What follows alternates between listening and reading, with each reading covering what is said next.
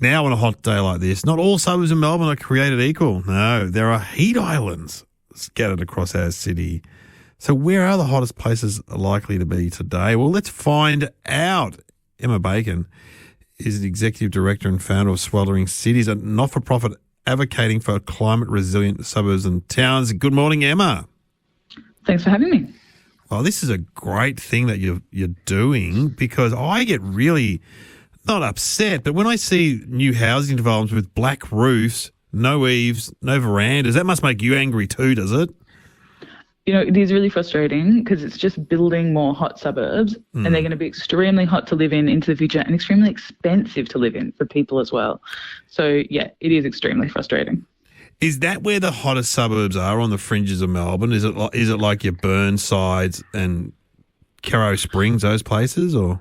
It's not all the absolute fringes, like the hottest suburbs. So we know that Brimbank has the highest urban heat island rating of anywhere in the city. Okay, so that's like Sunshine and Brimbank, St Albans, places like that, yeah. And then it's parts of the north, like Marybeck Council, Darebin, Hume, areas like that. And then the southeast, like Casey, Dandenong, you know, those sort of areas. So it's not necessarily the very edges of the city. So it's a lot of the new housing estates by the sounds of it. Well, it is also the new housing. New housing estates. So if you go out to Wyndham, Melton, places like that, and people would know this, you drive past these new developments or you live in these new developments and there's hardly any trees, there's lots of big houses, lots of concrete as well. And even though it's going to be, 40, 41 today, there's going to be streets in these suburbs that are going to feel much hotter than that. Yeah, right. Why don't they... Do they plant trees, or all the developers just don't plant trees anymore? It's just not a part of their thing.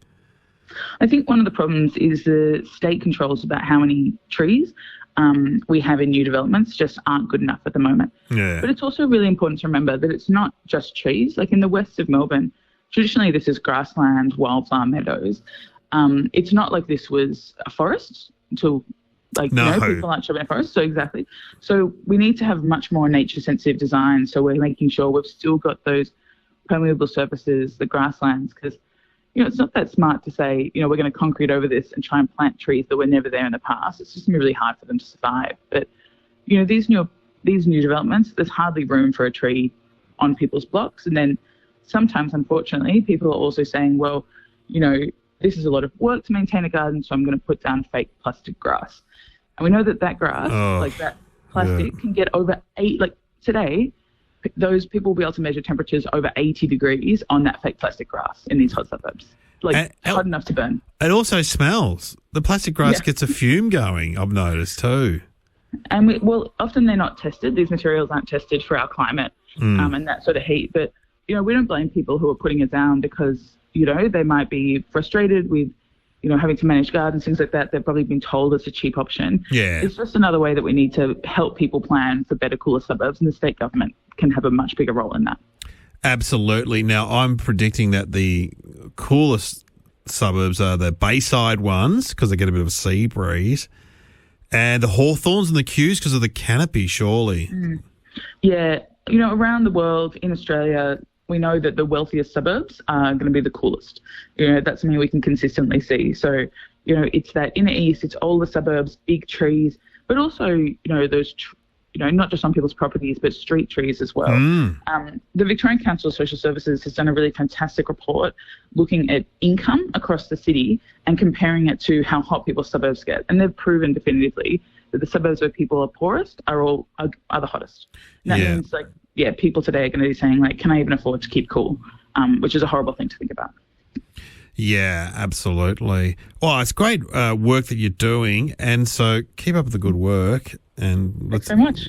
Let's hope everyone stays cool today, but it's fascinating stuff. I hope everyone stays hydrated today. Everyone should drink a glass of water right now and then every hour. Yes. Yep. That's a good tip. Every hour. Drink some water. Hey, thanks, Emma. Emma Bacon, there, Executive Director, founder of Sweltering Cities, a not-for-profit advocating for climate-resilient suburbs and towns. Are you in one of the hot suburbs? You can call us and tell us about it, or, maybe you're on a cool spot. Maybe you got that sea breeze going.